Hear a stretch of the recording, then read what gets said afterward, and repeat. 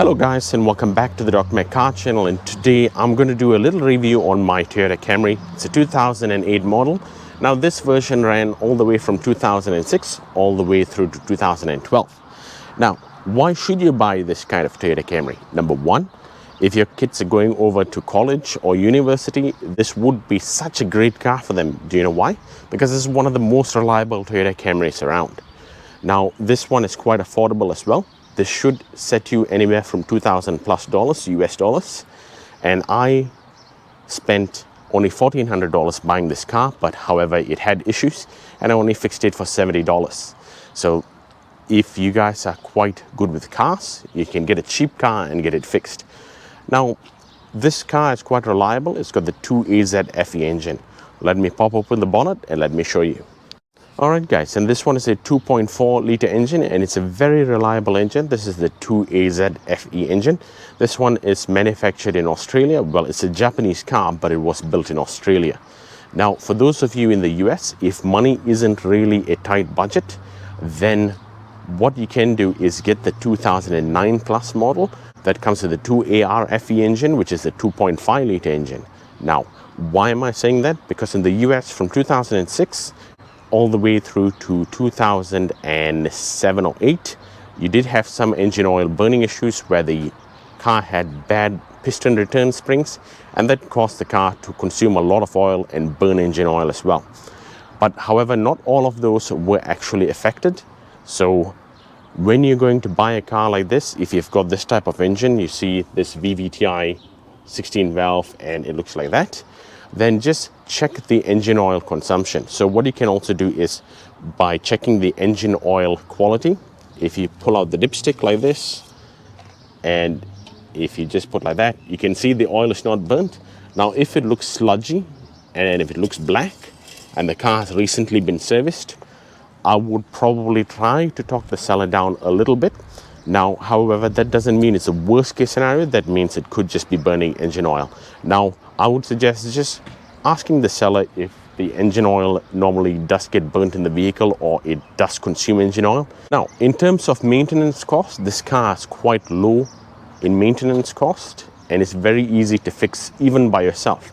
Like if you're going to replace the spark plugs and you're going to do it at the dealership, it could cost you around $300+. However, if you did it yourself, you could be sorted for around about $60 to $70. And it's very easy to change. I have a video on how you can change spark plugs on this kind of car. Now, being a standard model, this one comes with standard 16-inch wheels. Now, these are steel wheels, but I've put some wheel hubcaps on it just to make it look much better.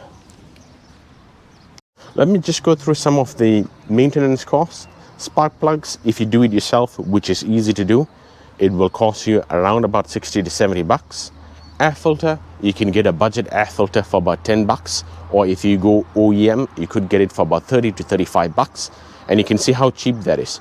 Battery, it could set you back around about $120 US dollars, and just basic coolant would set you back around about $70 US dollars. This car's got a hydraulic power steering. It is not an electronic power steering.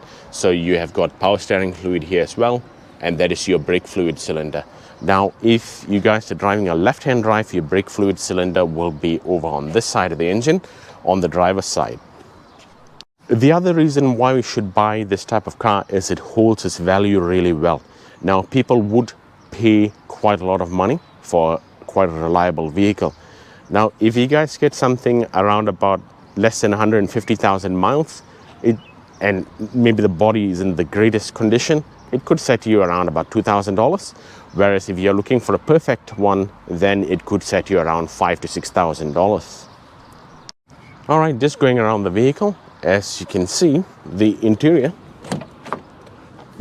is quite large in the vehicle, and the seats are very comfortable for the car of this budget.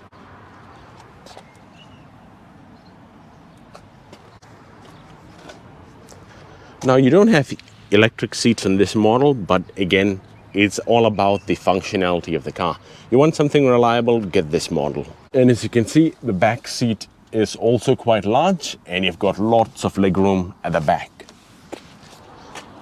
Alright guys, we're on the inside of the vehicle now. As you can see, it is quite a nice place to be. Now, there are certain models which did have the dashboard melting issue, but as long as you've got a dash mat on there, that should not cause an issue. So now I'm going to start the vehicle up. And you can see, it starts up the first time.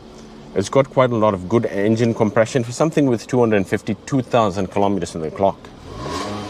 As you can see, it's quite powerful. Now, let me pop open the bonnet and let me show you how the engine sounds. All right, for 252,000 kilometers, you cannot really complain. The car has been super reliable and it's low maintenance cost as well. All right, guys, comment down below. Would you guys like me to do more maintenance videos on this car? If so, what would you like to see? And I might just do a video if at all I feel these things need doing.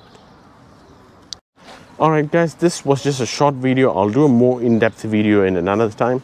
I hope this video has been useful and informative. Consider subscribing for free if you haven't already, and I'll see you in the next one.